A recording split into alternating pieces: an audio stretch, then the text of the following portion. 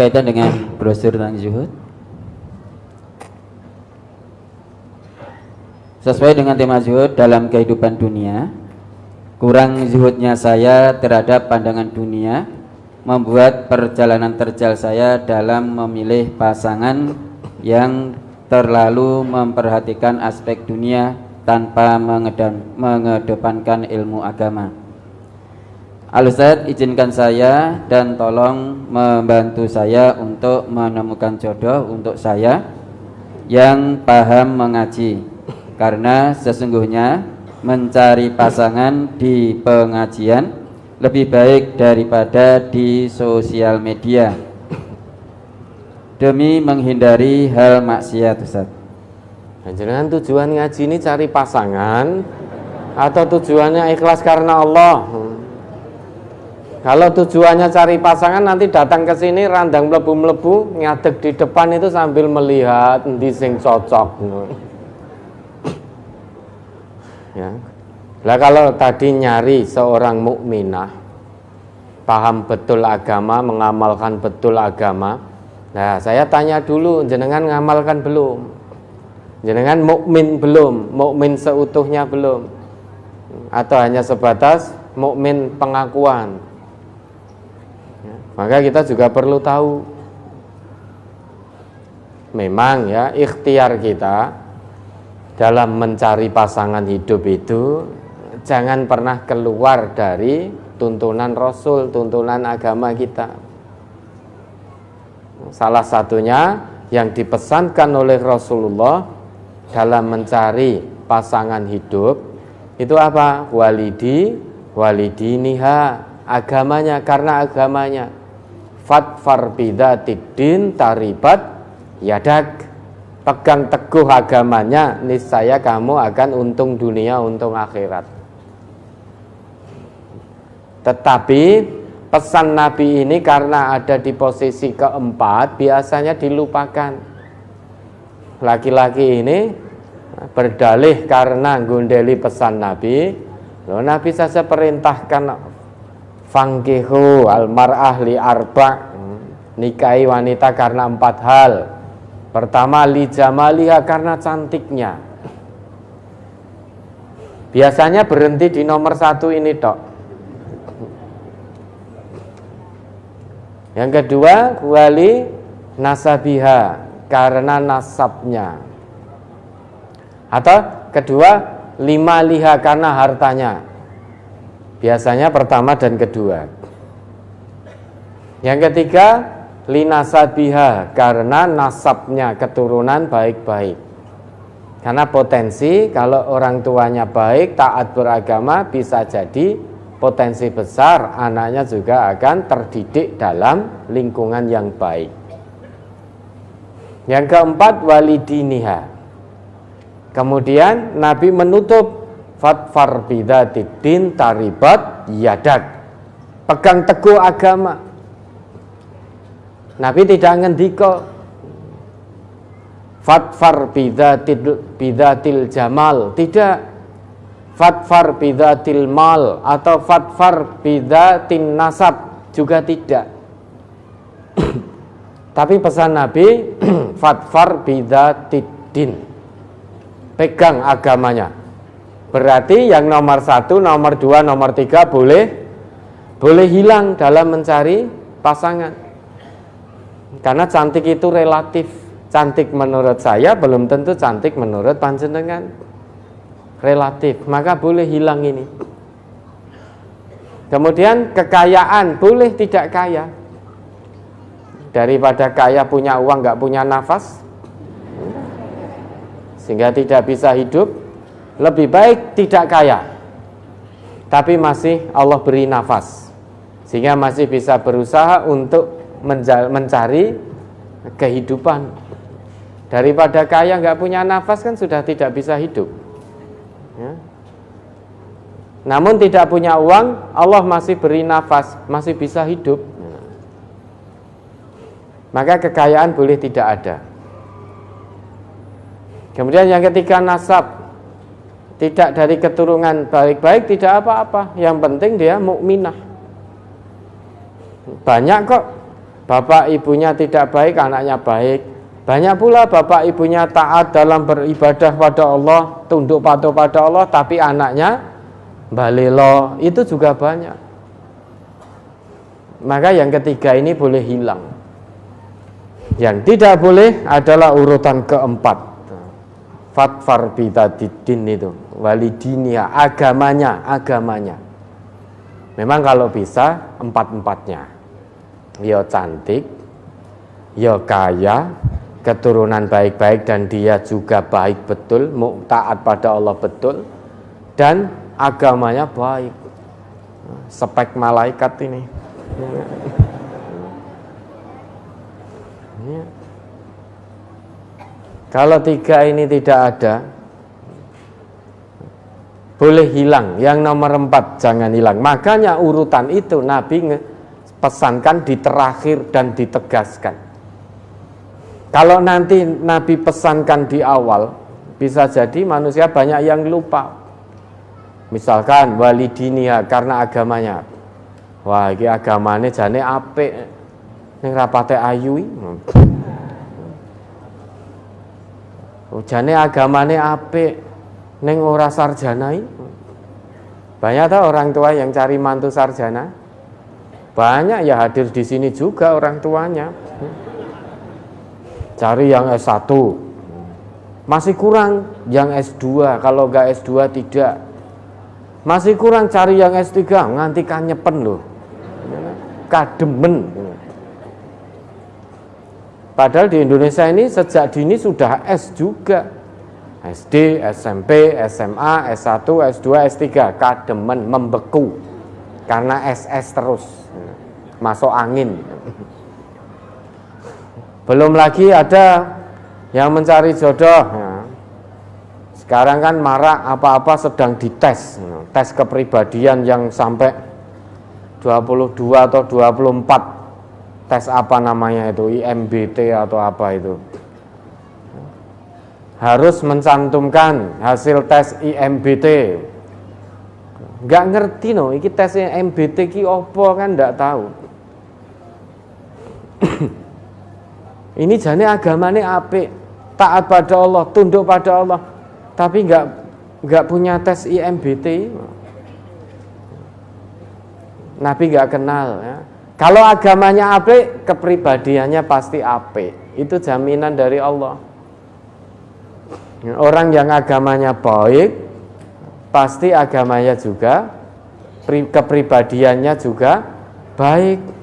Kalau agamanya tidak baik, meskipun dia SSSS itu dan kaya, kepribadiannya pasti juga tidak baik, karena Nabi yang ngendiko. Bukan saya yang ngomong. Maka warga MTA ya, lihat agamanya dalam mencari pasangan, jangan lihat SSS-nya. Nah, untuk apa S tapi tidak baik agamanya? Ya memang boleh mencari yang S dan yang baik agamanya. Kalau itu tidak ada, maka jangan lepas agamanya. Sekarang itu suka terbulak-balik kok. Iki salate jek bolong-bolongi ning S loro, ning S telu. Kaya PNS, tapi salate bolong-bolong. Mboten napa-napa mengke pelan-pelan. Dididik salatnya pelan-pelan. Lah wis nganti tuwa, nganti pegawai negeri, nganti S telu, salate belum kober kok. Masih bolong-bolong kok. Bagaimana mau mendidik pelan-pelan? Pendidikan sholat itu sampai usia berapa? 10. Lah ini sudah sampai PNS, sampai S3, lulus S3, durung gelem sholat genep, masih bolong-bolong. Masa jenengan mau mendidik pelan-pelan? Sulit sudah. Ini tunduk pada Allah, taat sekali pada Allah dan Rasulnya.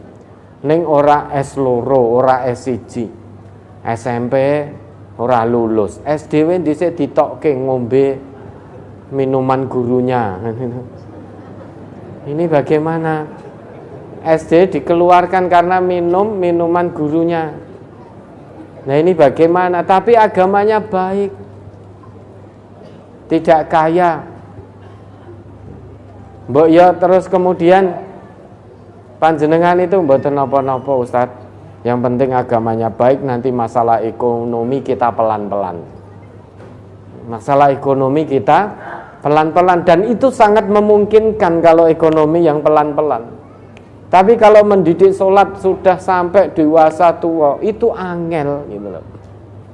Allah saja ditentang, Allah saja dilawan, apalagi putri panjenengan. Sholat saja diabaikan. Allah yang memberi kehidupan, yang menciptakan dia, maha segalanya, itu saja diacuhkan, diabaikan, dilawan, apalagi hanya putri panjenengan. Allah saja ditipu, apalagi hanya putri panjenengan. Itu kalau mencari pasangan hidup yang tidak baik agamanya. Mbok pola pikirnya itu yang sehat itu loh, jadi ulul albab tenang. Tapi kenapa pola pikir kok sekarang terbalik?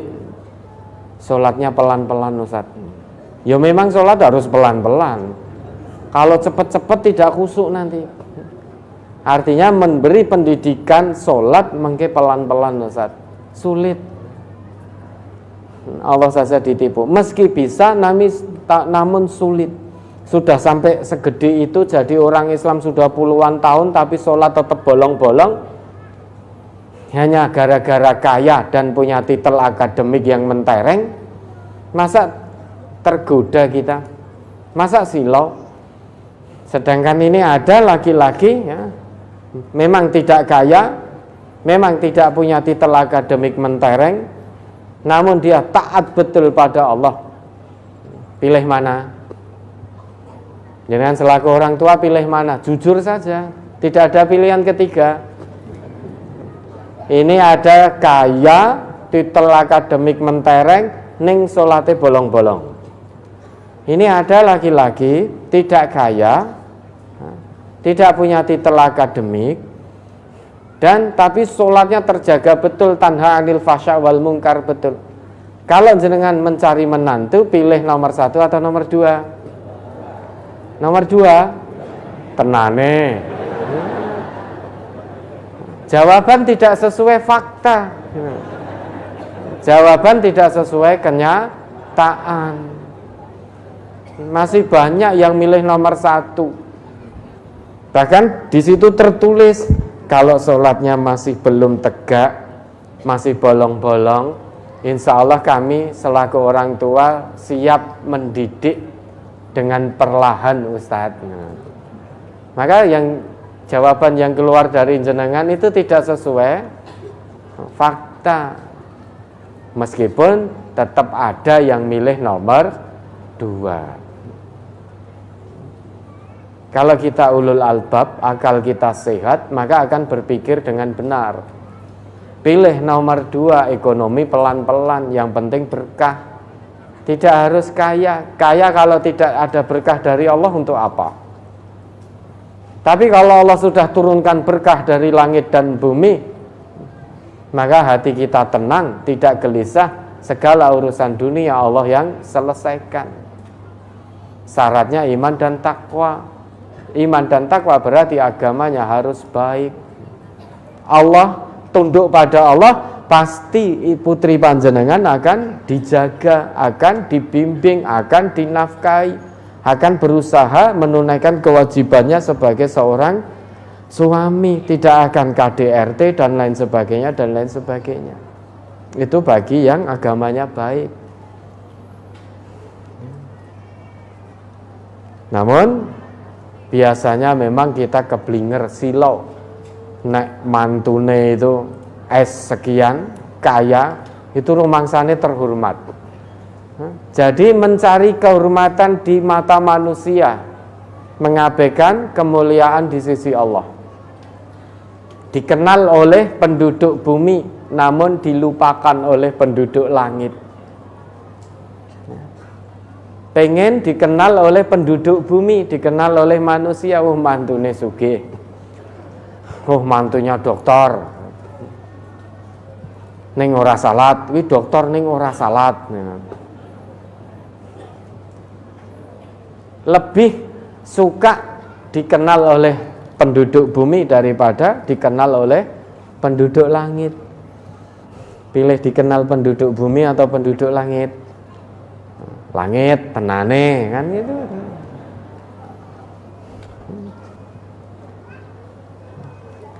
Maka mencari pasangan itu agamanya yang dipegang.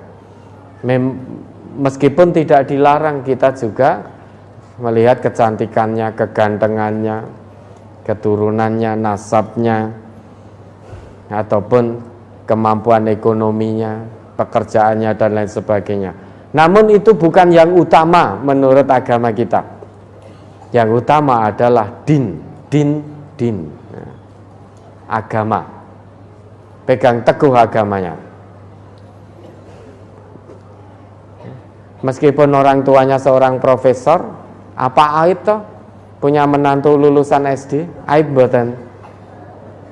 Orang tuanya profesor, apa doktor, punya menantu tidak atau lulusan SD atau tidak lulus SD, ning taat betul pada Allah, itu apa aib toh? Apa malu toh kita? Ini loh yang profesor, yang doktor, yang magister, yang sarjana ini loh.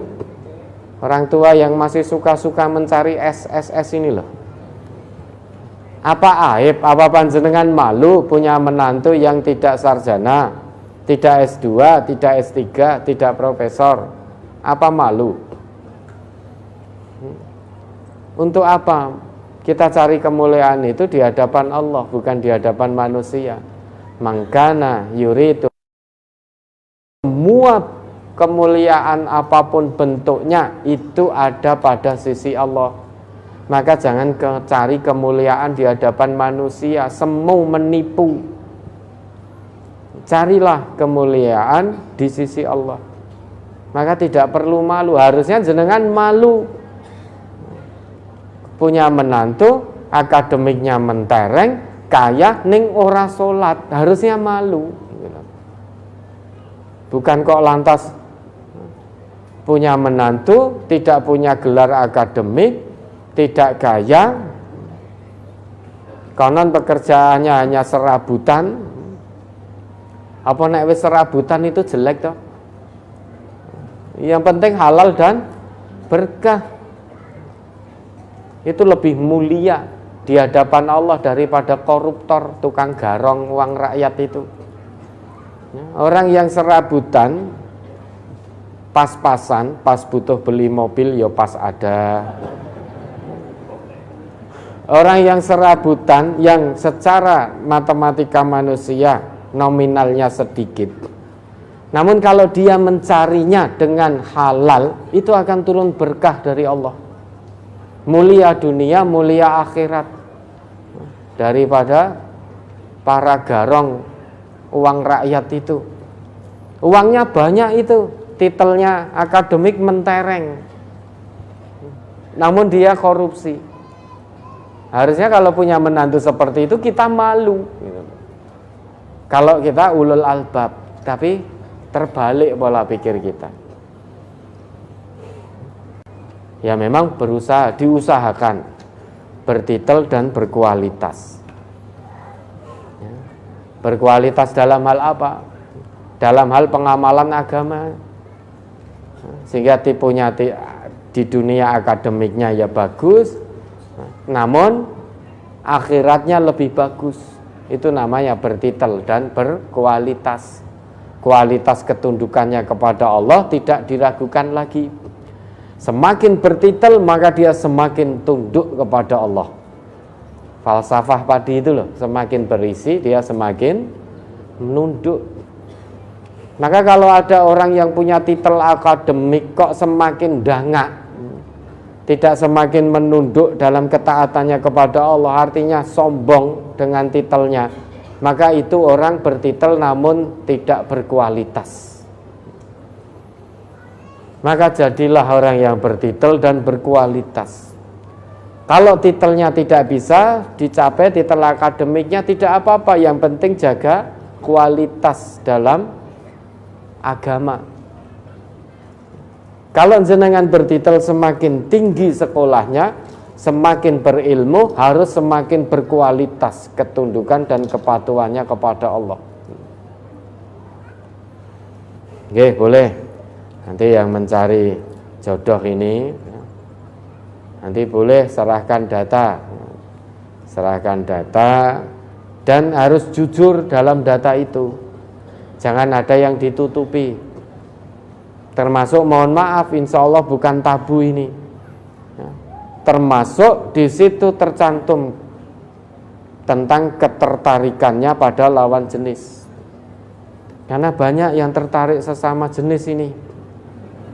Ya, sekarang ini LGBT. Ada yang tertarik dengan sesama jenis. Maka harus tercantum, insya Allah tertarik dengan lawan jenis. Kejujuran itu diperlukan. Jangan sampai kita tidak tahu kemudian kita jodohkan tiba gawe ini. Ternyata tertarik dengan sesama jenis, naudzubillah. Akhirnya kita yang ditutup.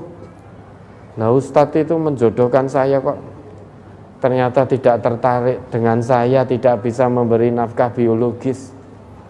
Nah, saya kan juga tidak tahu kan itu. Maka harus jujur di situ. Dalam data itu tertulis. Tertulis. Dan tidak hanya tertarik saja. Poin keduanya, insya Allah sanggup memberi nafkah lahiriah, nafkah lahir dan biologisnya. Nafkah lahir batinnya itu juga harus tertulis. Sekarang ada yang tertarik dengan lawan jenis. Laki-laki tertarik dengan perempuan. Tetapi ketika untuk nafkah biologis, belum bisa. Karena diuji oleh Allah dengan satu penyakit. Nah, maka itu harus jujur. Sehingga biar tim serasi itu nanti tidak ditutuh kanan tutuh kiri. Kita kan tidak ngerti. Selain apa yang terlihat dari tata lahir, nahnu nahkum bid dzahir. Maka harus jujur dalam data itu. Jangan ada yang ditutup-tutupi. Ya, nanti boleh diserahkan ya.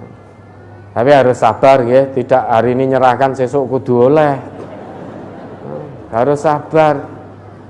Jenengan mungkin mau tapi belum tentu perempuannya yang mau. Memang laki-laki menang milih tapi perempuan menang nolak. Nah, ditolak ya jangan sakit hati, di MTA sudah biasa. Ya, nanti ditaruhkan kemudian diminta setelah itu. Di lain hari kita minta gimana, cocok enggak? Kalau lakinya cocok, perempuannya ya tidak cocok, ya tidak bisa dijalankan. Atau perempuannya cocok, lakinya tidak cocok, ya juga tidak bisa melangkah ke langkah berikutnya. Dan insya Allah tidak akan ada sakit hati dan tidak ada rasa kok merasa dipermalukan karena ditolak, itu tidak ada. Maka ditaarufkan, setelah itu kita tanya, nanyanya jangan di situ. Kita tanya, ya. Nanti kita yang memberi jawaban. Misal kalau laki-lakinya, bismillah, kalau cocok pun pokoknya madep, mantep. Iya, belum tentu perempuannya madep mantep. Kita perlu tanya perempuannya dulu. Kalau tidak cocok ya sudah. Nanti kita akan berikan jawaban. Wes, Allah belum beri kecocokan. Wes ngono harusnya mudeng. Jangan dikejar terus lah mboten cocokin napa to. No. Dikejar terus. Lah engko nek terus dijawab karena kita yo risi dikejar terus perempuane ya, itu mengatakan kowe kurang ganteng. Lah engko lara ati terus kaya ayu-ayu wae. Padake ayu-ayu wae. Ngelokke ra ganteng. Lha nek ra senengi mbok wis nolak ya nolak, ra cocok ora usah disebutke. Lah tadi yang minta dia. Maka kalau kita jawab Allah belum beri kecocokan, sudah selesai. Kalau dengan laki-lakinya yang cocok, berarti perempuannya belum cocok. Kalau yang perempuan yang cocok, kita jawab Allah belum beri kecocokan. Oh, berarti laki-lakinya yang belum cocok, sudah selesai, saling paham. Jangan nelesih-nelesih untuk disebutkan detail gitu loh. Nah, iya.